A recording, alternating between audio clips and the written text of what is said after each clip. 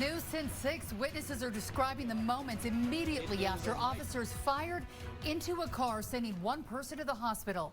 Thanks for being with us tonight. I'm Heidi Hatch. I'm Mark Cabell. The intense shooting happened just after 3 o'clock this afternoon along State Street in Farmington, and that's where Jim Spiewak is live right now. He's gathered a lot of new information since that breaking news at 5 and 6 today.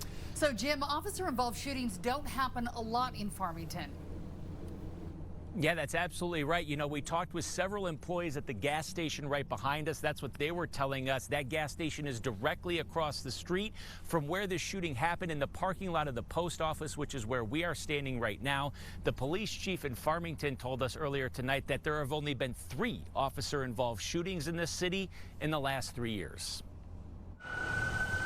One of my customers came in, said, "What's going on over there in the parking lot?" So, of course, Mark Davis looked across the street from the gas station he works at to the post office parking lot. I was like, you know, somebody's in some trouble because this whole area is just swarmed with police. Davis said he didn't hear any gunshots, but by the time he focused in on the blue car, it was already riddled with bullets. Once, you know, they open up the door and step back, then officers just start coming in for every which direction. Ruby Stevens also works at the same gas station as Davis and lives just a block away. When I left my house, I could not come up the street to get to work. Her reaction, the same as her coworkers. Well, at first I was like, well, what the hell did somebody do now? That's because when Ruby sees officers, it's usually in her store, not processing a crime scene. I've never seen it like this before, so I mean, when I moved here, it was a quiet little neighborhood.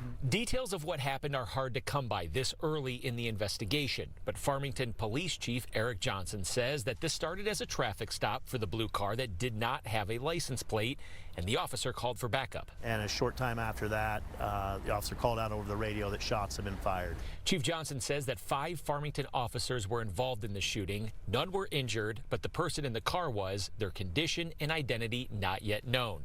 The chief says there was no chase, and he couldn't say if the person inside the car fired any shots or even had a weapon, but was still in the car when those shots were fired.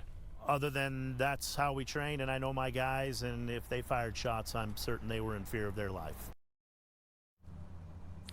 So it's quiet out here in the parking lot right now. This scene has been processed and cleaned up now for the last couple hours, but it was pretty hectic out here a little bit earlier tonight. The police chief went on to say because those 5 officers will be on leave during this investigation, that's really going to take a hit to their patrolling roles.